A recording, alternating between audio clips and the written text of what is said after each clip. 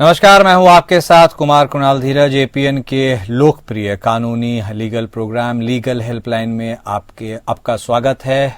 अगले आधे घंटे तक हम आपको कोर्ट से जुड़े, आपके मन में कानून से जुड़े जो भी सवाल आएंगे उसके ऊपर प्रकाश डालेंगे। हमारे साथ हमारे विशेषज्ञ भी जुड़े रहेंगे। तो आइए शुरू करते हैं लीगल हेल्पलाइन।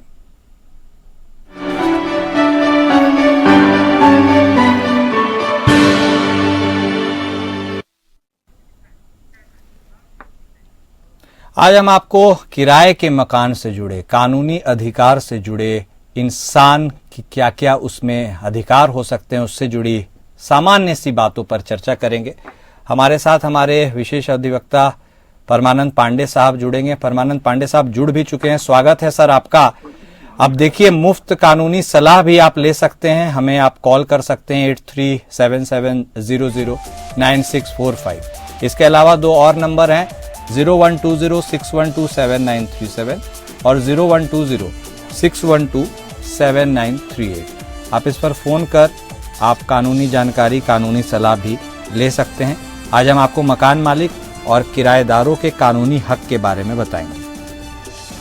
किराएदार और मकान मालिक का रिश्ता एक कानूनी रिश्ता है। किराए पर मकान लेते हुए आप कई चीजों का ख्याल रखते हैं। इसमें देखा जाता है कि घर में क्या क्या सुविधाएं आपको मिल रही हैं।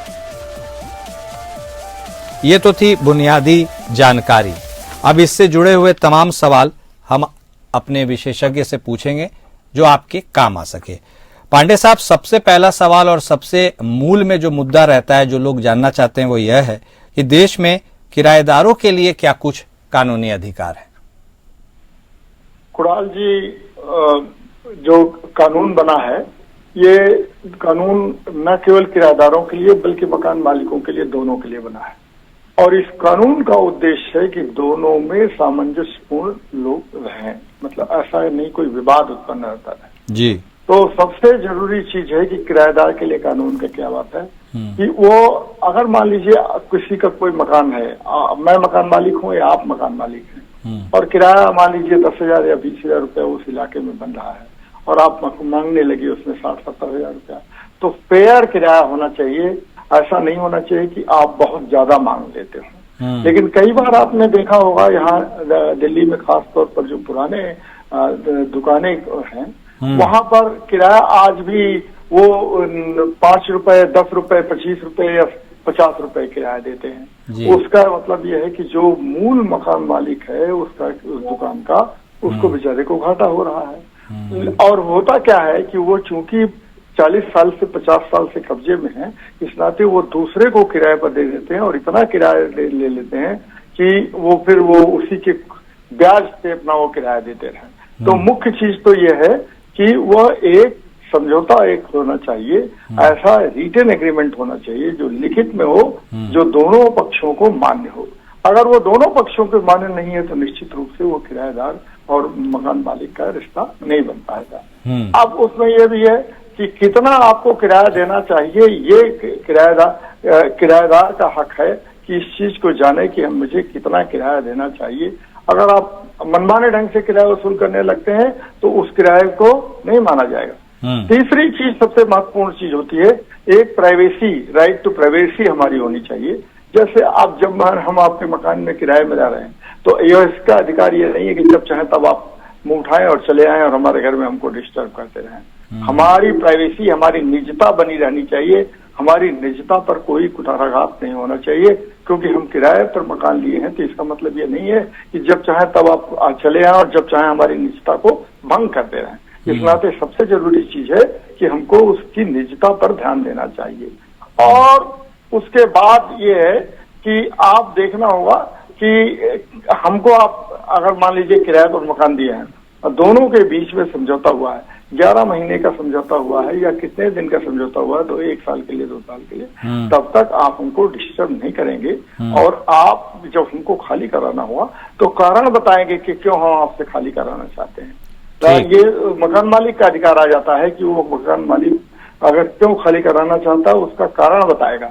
अगर उसमें कारण नहीं है तो आप उसको खाली नहीं करा सकते हैं। इस नाते सबसे जरूरी चीज है कि आपका एक रिटन एग्रीमेंट होना चाहिए, लिखित में एक समझौता होना चाहिए, और उसको देखिए कि उसमें वो माना जा रहा है कि नहीं। और मेरे तरफ से, मैं अपने तरफ से ये समझता हूँ कि अंतिम बात ये हो गई है कि उसका आप अगर मान लीजिए हमसे आपने कहा कि हमको एडवांस दे दीजिए 20,000 रुपए या 10,000 रुपए किसी चीज मकान के लिए, तो जब हम मकान आप हमसे खाली करवा रहे हैं तो हमारे पैसे को वापस करिए। आप ऐसा नहीं कर सकते कि आप हमको, कई बार कई लोग ये कहते थे कि देखिए हम आपके किराए में काट लेंगे उसको, ये तो आप किसी समझौते में लिखवा लीजिए, नहीं तो क्या होगा कि वो समझौते में के बाद आपको खाली करने को कहेंगे और वो पैसा भी नहीं मिलेगा। ये किराएदार का पूरी तरह से कानून है कि वह पैसा वापस ले ले जो उसने सिक्योरिटी मनी के रूप में आपके पास जमा किया है। ये तो मुख्य बात हुई। ठीक है, नहीं तो बहुत बढ़िया आपने बात बताई भाई। किराएदार बहुत परेशान रहते हैं, ऐसा कम ही होता है लेकिन कभी कभी होता है कि मकान मालिक भी परेशान हो जाते हैं। इसीलिए अगला सवाल है सर कि मकान मालिकों के लिए भी क्या कुछ अलग से अधिकार है? ठीक कर रहे हैं गुड़ाल बाबू कि एक केवल किराएदार ही नहीं परेशान होता है, कई बार किराएदारों के कारण मकान मालिक भी परेशान हो जाता है। और मान लीजिए आपने मकान किराए पर लिया है और धौंस दिखा करके आप उनको क्या कहते हैं कि नहीं हम इस मकान को खाली ही नहीं करेंगे, तो मकान को खाली कराने के लिए यहाँ तक कि पुलिस का केस बनता है, लोग कोर्ट में फाइल करते हैं और वो फाइल करने के बाद वो मुकदमा कितने दिन तक चलता है, इसमें दोनों का नुकसान होता है, समय का नुकसान होता है, पैसे का नुकसान होता है। तो ये तो उसका एक अच्छा पहलू नहीं है। ये ऐसा मकान मालिक का क्या है, मकान मालिक ने मान लीजिए हमसे, हम उसके घर में किराएदार हैं, तो मकान मालिक के जब वो हमको किराए पर दे रहा है मकान, उसके घर में 2 लोग रह रहे हैं और उसका परिवार बढ़ गया, उसके लड़का कोई बाहर कमा रहा है, बाहर विदेश में रह रहा है और 2 के बदले 3-4 परिवार हो गए, तो वो हमसे मकान मालिक कहेगा कि आप इसको खाली कर दीजिए। तो उसका एक जस्टिफाइड रीजन होना चाहिए, कि उसका एक कारण होना चाहिए कि मुझे व्यक्तिगत कारणों से इसको जरूरत है, इस नाते आप मकान को खाली कर दीजिए। ऐसे नहीं कर देगा कि आपको खाली करके चले जाइए, नहीं, आप बताइए कि व्यक्तिगत कारण है, हमको व्यक्तिगत उपयोग में इसको ले आना है, इस नाते इसको आपको खाली करके दे दीजिए। दूसरी चीज ये है कि मान लीजिए 11 महीने हो गए और आपने देखा कि आपके ढंग से स्थिति आ गई है, तो हमको 11 महीने के बाद आगे नहीं बढ़ाना है या बढ़ाना है तो आप उससे कह सकते हैं कि इतना प्रतिशत आप किराया बढ़ा दीजिए, तब हम आपको रहने देंगे। तीसरी चीज उसमें सबसे महत्वपूर्ण बात है कि मकान मालिक को आप देखिए कि उसके यहाँ आप ये नहीं रह रहे हैं कि अगर आप रह रहे हैं तो आप लॉफुल माने वैधानिक रूप से, वैध रूप से रहने के लिए तैयार हैं। कई लोग क्या करते हैं कि मकान किराए पर ले लिया और उसमें अवैध धंधे करने लगे, अवैध धंधे में गांजे, जुआ, चरस, शाम, वेश्यावृत्ति, दुनिया भर के तमाम ऐसे काम करने लगे कि जिसके कारण मकान मालिक या पास पड़ोस के लोग जो है ऊब जाते हैं। ऐसी स्थिति में मकान मालिक को यह पूरा अधिकार है कि जिस कार्य के लिए हमने आपको मकान दिया है वो उसमें आपको रहने का दिया है, लेकिन उसमें अनलॉफुल एक्टिविटीज नहीं होनी चाहिए जिससे कि कोई दूसरे को परेशानी हो। चौथी बात यह है कि पास पड़ोस में जो लोग रह रहे हैं, इतना शोर शराबा आप न मचा दीजिए कि रात में 2 बजे आपने डीजे लगा दिया और दूसरे अगल बगल में रहने वाले लोगों को बहुत ही परेशानी उठानी पड़ रही है, तो उसमें मकान मालिक को भी गाली देते हैं लोग और किराएदार को भी देते हैं, कहते हैं मकान मालिक ने हमारे लिए कितनी बड़ी समस्या खत्म कर दी, खड़ी कर दी है। तो ये 2-3-4 चीजें हैं जो मकान मालिकों को ध्यान में रखना पड़ता है और किराएदार को भी ध्यान में रखना पड़ता है, जिससे कि लोगों को कोई परेशानी ना होने पाए। हाँ सर, और जब परेशानी हो ही जाती है तो उसमें यह भी होता है भाई, कुछ किराएदार कभी कभार ऐसा होता है कि जो बकाया किराया है वो नहीं देते हैं, घर खाली नहीं करते हैं, तो ऐसे में फिर सर मकान मालिक क्या कुछ कर सकता है? देखिए यह इसमें तो ऐसा है कि अगर आपने ठीक कहा, ऐसा एक नहीं होता है। हाँ। आप चले जाइए कोर्ट में, जो सिविल कोर्ट है उसमें आप चले जाइए, तो इस मामले को लेकर के 90% मामले जो है इन्हीं चीजों पर लेकर के कि हमने मकान आपसे किराए पर ले लिया, हम खाली नहीं करेंगे, आप जाइए, आप हमको खाली कराने का उपक्रम कीजिए, मुकदमा हमारे खिलाफ दायर करिए। तो ऐसी चीजें खास तौर पर आती है कि हम उसमें खाली नहीं करते हैं, लोग ऐसा ये आ जाता है। तो अब आपको क्या करेंगे, तो उसके लिए जरूरी है कि आप वैधानिक रूप से इसको खाली कराइए। इसके लिए क्या है कि पहले आप उसको नोटिस भेजिए, किसी वकील से मिलकर के आप नोटिस दीजिए। सामान्य तौर पर ये 1 महीने की या 7 दिन की नोटिस होती है कि आप दीजिए। देखिए, अगर आपने ये हमारा किराया नहीं दिया है, आपके कारण लोगों को परेशानी उठानी पड़ रही है, आप जो है वहां पर वैध कार्य नहीं कर रहे हैं, इस नाते आप हमारे मकान को खाली कर दीजिए 30 दिन के भीतर या अधिकतम 60 दिन के भीतर, और नहीं खाली करते तो फिर हम आपके खिलाफ कार्रवाई करेंगे। ये तो सबसे पहली चीज होती है कि आप उसको लीगल नोटिस दीजिए। और अगर वो लीगल नोटिस देने के भीतर वो दे देता है संतोषजनक जवाब कि हम नहीं ऐसा करेंगे और ऐसा आपके जो आपत्ति उठा रहे हैं उन सारी आपत्तियों का निराकरण हम स्वयं मिल करके बैठ के कर लेंगे, और अगर नहीं होता है तो आपके सामने कोई चारा नहीं रहता, बल्कि आपको इस वर्ष के केवल आप कोर्ट में जाकर के उसके खिलाफ मुकदमा दायर करें। क्योंकि जब ऐसी स्थिति आ जाए तो और कोई चारा ही नहीं है कि न्यायालय में जाएं और न्यायालय से इसका निराकरण कराएं। नहीं, ठीक है। तो फिर सर यह भी बता दीजिए कि वो नोटिस कैसे भिजवाया जाता है? देखिए कुणाल बाबू, नोटिस भिजवाने का आजकल तो आप देखिए कोर्ट ने, सुप्रीम कोर्ट ने भी मान्यता दे दी है, और बहुत करीब 2, 2.5, 3 साल पहले से ये बात हो चुकी है कि आजकल ईमेल पर भी आप नोटिस दे सकते हैं, इलेक्ट्रॉनिक माध्यम से भी नोटिस दे सकते हैं। पहले यह था कि आपको पोस्ट ऑफिस के जरिए, स्पीड पोस्ट के जरिए उससे रिसीव कराना जरूरी होता था, लेकिन आजकल आप नोटिस ईमेल पर भी दे सकते हैं, डिजिटल माध्यम से भी उस व्यक्ति को नोटिस दे सकते हैं। नोटिस देने में आपको कारण बताने पड़ेंगे, आप क्यों खाली करवा रहे हैं। मान लीजिए हम मकान किसी से खाली करवाना चाहते हैं, मैं ही मकान मालिक हूँ, तो मैं मकान 1 मिनट के लिए मान लीजिए, हालांकि मैं हूं नहीं ऐसी कोई बात, लेकिन अगर ऐसी स्थिति आ जाती है तो मुझे ये बताना पड़ेगा कि आप क्यों मकान खाली कराना चाहते हैं, और हम अपने कारण बताएंगे ना कि मुझे व्यक्तिगत कारणों से ये मकान खाली कराना पड़ रहा है क्योंकि मेरी आवश्यकताएं बढ़ गई हैं और उन आवश्यकताओं की पूर्ति के लिए मुझे ये मकान जरूरी हो गया है।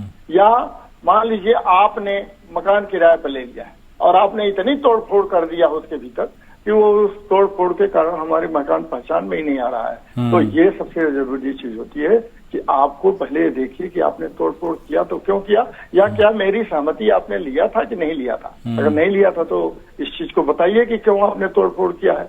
और फिर आप ये भी जो देखिए कि अगर आपने तोड़फोड़ किया है तो मेंटेनेंस आप उसका कर रहे हैं कि नहीं। मेंटेनेंस में दोनों का हिस्सा है। मान लीजिए आपने उसमें कुछ ऐसी चीज की कि चूहे आके दौड़ने लगे और आपने चूहों को पालना ही शुरू कर दिया और दुनिया भर की और समस्याएं पैदा कर दी, तो जिसके कारण कई साफ सफाई उसकी नहीं कर पा रहे हैं, दुनिया और भी ऐसी चीजें हो रही हैं जिसके कारण दूसरे को समस्या हो रही है। तो ये नोटिस में आपको देना पड़ेगा, तभी तो जाकर के खाली कराएंगे, नहीं तो क्यों खाली कराएंगे। ठीक बात है। अब तो पांडे साहब अगला सवाल ये भी लोगों के मन में आता है कि भाई मकान मालिक और किराएदार के बीच में जो लीज एग्रीमेंट होता है उसके भी क्या कुछ प्रावधान है। देखिए, सबसे अच्छी चीज ये है कि दोनों के बीच में लीज एग्रीमेंट हो जाए। हाँ, दोनों के बीच में ये एक बेहतर तरीका है कि आप उनमें शर्तों को लिख दीजिए कि मैं इन शर्तों का पालन करूंगा अगर मैं आपका मकान किराए पर ले रहा हूँ, और आप भी इन शर्तों को लिख दीजिए कि देखिए आप इन चीजों का पालन करेंगे, इसका पालन नहीं करने पर हम आपको मकान खाली करा लेंगे। ये चीजें लीज एग्रीमेंट में दी जाती है। लीज एग्रीमेंट में और भी चीजें होती है कि आप हमको बताइए कि कितने दिन के लिए आप हमको ये लीज कर रहे हैं। ये बताइए कि 11, आजकल तो दिल्ली में ऐसी स्थिति आ गई कि 11 महीने के लेते हैं, कहीं कहीं 3 साल के लिए कर देते हैं। तो अगर आप कई ऐसे काम करते हैं कि आप 11 महीने में ही खाली कराने लगेंगे तो कैसे। कोई मान लीजिए हम बिजनेस एस्टेब्लिशमेंट शुरू करना चाहते हैं कोई चीज, और वहां हम 11 महीने की लीज लेकर के फायदा क्या होगा, क्योंकि हमारा तो 11 महीने में सेटअप ही नहीं बन पाएगा। तो आप वहां 3 साल या 5 साल के लिए लीज एग्रीमेंट कराते हैं, वो उस समझौते के अनुसार वो काम करना पड़ता है और उन समझौते का पूरी तरह से अनुपालन करना पड़ता है दोनों पक्षों को। अगर नहीं करते हैं तो एक दूसरे को अधिकार है कि ये खाली कर दे या दूसरा ये कहे कि हम आपसे खाली करा लेंगे।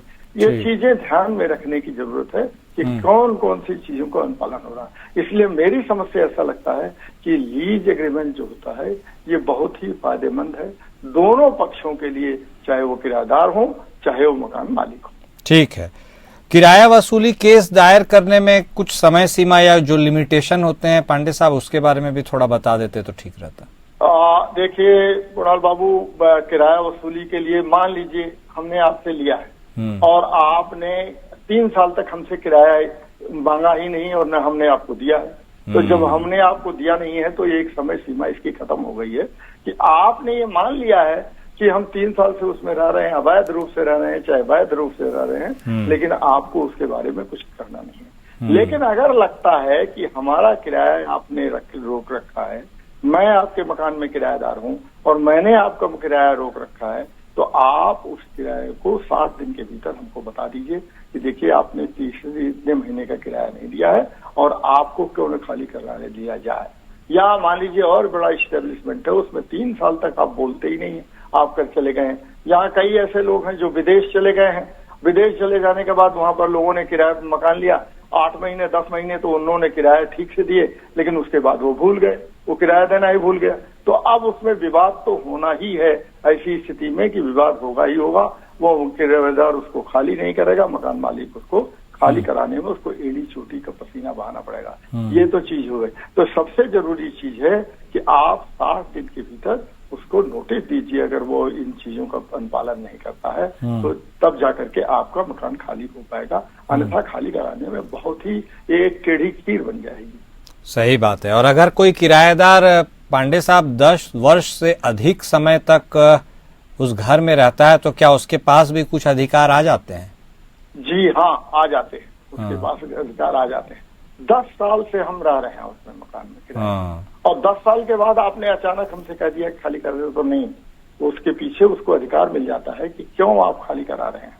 और 10 साल तक आप चुप थे और 10 साल के बाद आपका मेरा अधिकार है कि मैं इस मकान में रहूं तो मैं इस मकान के देखभाल करूं, और देखभाल करने का कारण यह है कि मुझे इसमें रहना है, मुझे शांति यहाँ पर है, ठीक है, और अधिकार मेरा है। मेरे मकान मालिक का मैं उसको ये नहीं कर रहा हूँ कि मैं इसको बेच दे रहा हूँ या और भी चीजें पर। लेकिन 10 साल तक आप रह रहे हैं तो कई बार देखिए, आप आइए दिल्ली में कश्मीरी गेट पर, चांदनी चौक के आसपास, वो बहुत सारे ऐसे, या कनॉट प्लेस में आप देख लीजिए, बहुत सारे जो किराएदार हैं उनको 10 साल से 15 साल से रह रहे हैं, उनको ये अधिकार भी मिल गया है वो दूसरे पर किराए को उठा दें या उसको बेच भी दें।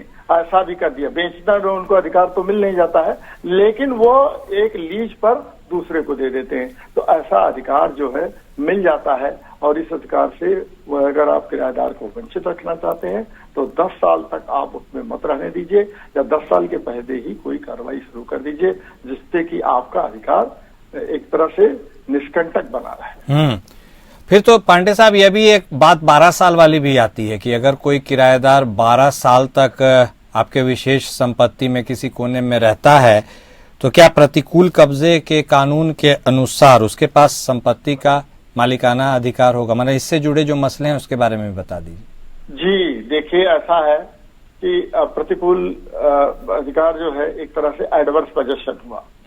मान लीजिए मैं गांव से आया हुआ हूँ, मैंने अपनी जमीन, मान लीजिए गांव में मेरे पास खेती की जमीन है, और मैंने किसी को दे दिया बटाई पर, और बटाई पर वो 12 साल से व्यक्ति रह रहा है, और वो हमको बटाई का कुछ हिस्सा हमको दे देता है, और 12 साल से हम नहीं बोल रहे हैं। और धीरे धीरे कई बार देखिए संपत्ति को लेकर के कहते हैं, लॉ में एक खास चीज कही जाती है कि अगर जो आदमी अपने अधिकारों के प्रति सतर्क नहीं रहता है, सचेत नहीं रहता है, तो कानून उसकी हिफाजत नहीं करता है, कानून उसकी सुरक्षा के लिए नहीं आता।